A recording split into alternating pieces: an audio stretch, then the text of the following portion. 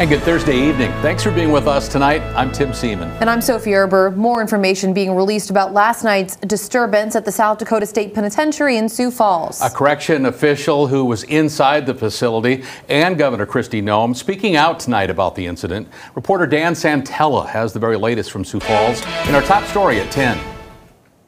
Correctional Officer Scott Schlegel was not scheduled to work yesterday, but events brought him to the state penitentiary anyway.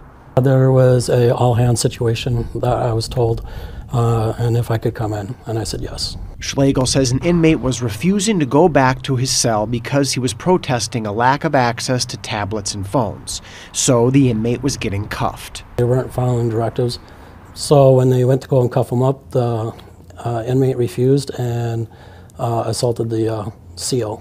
CO stands for Correctional Officer.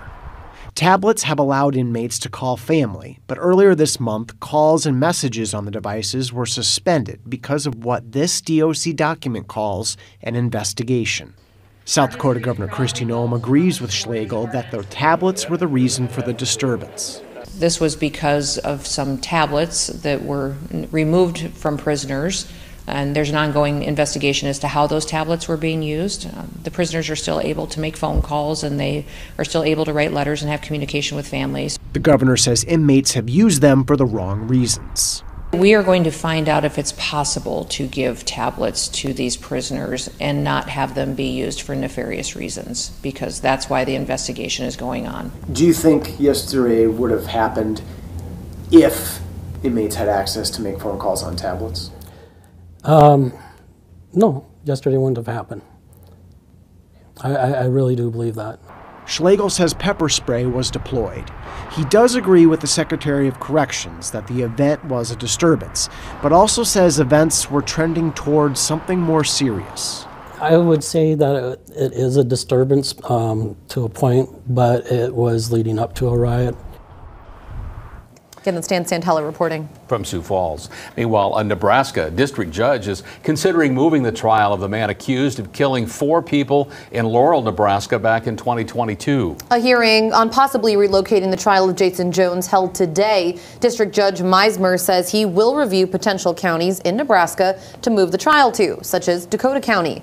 Jason's lawyer cited a survey of potential jurors in Cedar County for their reason the trial should be moved. It found more than half of the respondents believe he is guilty of the quadruple homicide. The defense also requested limiting the use of certain information regarding the victims during the trial. Judge Meismer did not rule on either request. Jones is facing 10 charges against him that include 4 counts first-degree murder. A trial date has been scheduled for September 9th of this year. Meanwhile, Jason's wife, Carrie, was originally scheduled for her own hearing today, but it was moved to May 20th. She is charged with first-degree murder along with accessory to a felony and tampering with evidence. A teenage boy has been arrested after allegedly threatening another person with a realistic-looking toy gun. The Stanton County Sheriff's Office says that around 1:50 this afternoon they received that call. It was from a woman complaining about a man who had pointed a gun at her from a vehicle as she drove in Woodland Park. Authorities say that they performed a high-risk traffic stop and ended up detaining 3 males. A 17-year-old was the front seat passenger and found to be in possession of that fake BB gun. Officials say that it did match the description given by the woman. The teen was arrested for terroristic threats and booked into the Juvenile Detention Center in Madison. The Northwest Iowa Area Education Agency, or AEA, says there are mixed reactions that they have when it comes to the AEA reform bill that, of course, was signed by Governor Kim Reynolds just yesterday. For the 2024-25 school year, school districts will get 60% of the funding for educational and media services, while the AEAs will receive 40%. For that school year, money for the special education services will not see any changes. Now, for the 2025-26 school year, all money for educational and media services will go to the districts. They will also get all the funds for special education services, but they're required to use 90% with the AEAs and 10% to contract a private entity for other services. We would have really preferred that a task force study it. Like, let's look at what is really going well at AEAs, and let's find out areas where there might be some need for improvement. then let's put recommendations in 25, 26, and beyond. They chose not to do that. They chose to take action rather quickly and then study it and then come back with recommendations. So we're not real sure how that will look either. That bill also increases pay for starting and experienced teachers, along with supplemental school aid. The measure does not go into effect, though, until July 1st. Many lawmakers in the Iowa legislature had one final day of being at the state capitol before the Easter holiday weekend. And that meant for some folks attending a rally at the State House, while others took part in a breakfast event. Iowa Governor Reynolds and other Republican lawmakers, all part of the 63rd annual Iowa Prayer Breakfast this morning.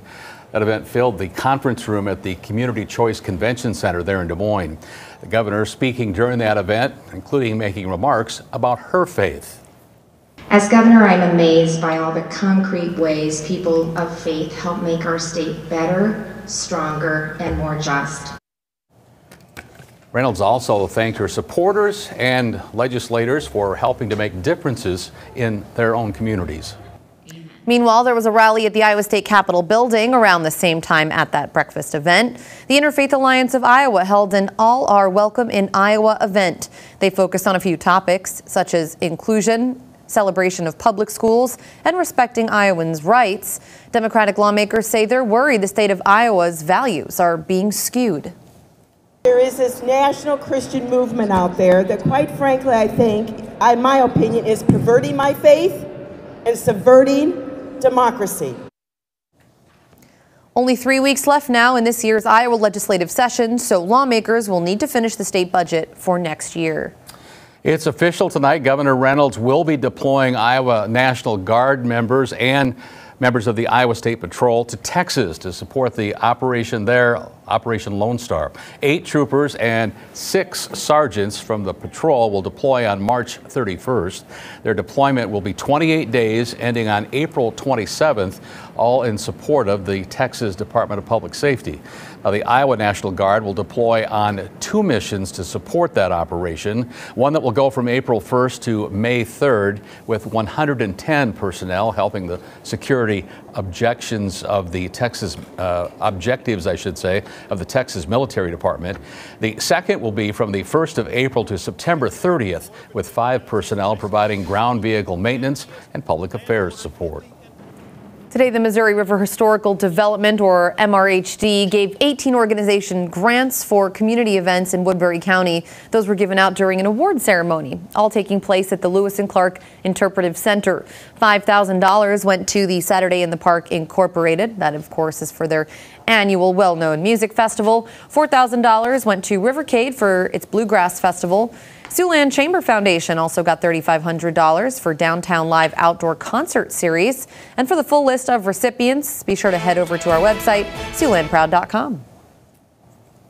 And while the Easter Bunny is preparing to hide eggs this Sunday, traditionally, one Siouxland community already had its sole egg found. That's right. Sheldon, Iowa held its 31st annual Golden Egg Hunt this week, a springtime custom that residents of all ages find themselves participating in.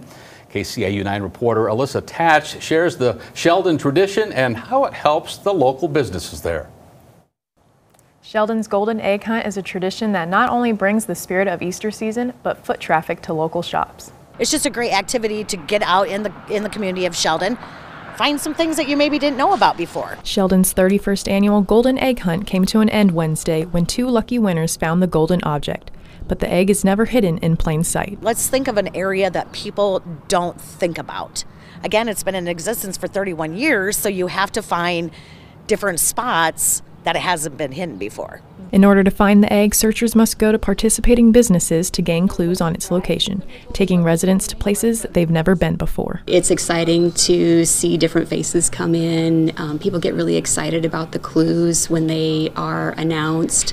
And it's great that they can, the only way that they can get the clues is to come into one of the supporting businesses. It's only a town of 5,000, but not everyone shops everywhere. So just being a participant in it brought in people that normally wouldn't have walked through my door. With up to $500 Sheldon dollars on the line, residents of all ages make their way through town deciphering the daily clue. Even high schoolers get into it. They're like thinking about the clues and trying to figure out like, what does this really mean? And someone's interpretation might be totally different from another interpretation. But whether they're a business giving out clues or a hunter searching for the hiding spot, Sheldon residents love the golden egg hunt. My best friend and I used to go do the golden egg hunt when we were in high school, so I just think it's kind of neat that now I'm giving out the clue in my store. Keeping the Easter fun going, Sheldon is hosting its 20th annual Children's Easter Egg Hunt this Saturday at 10 a.m.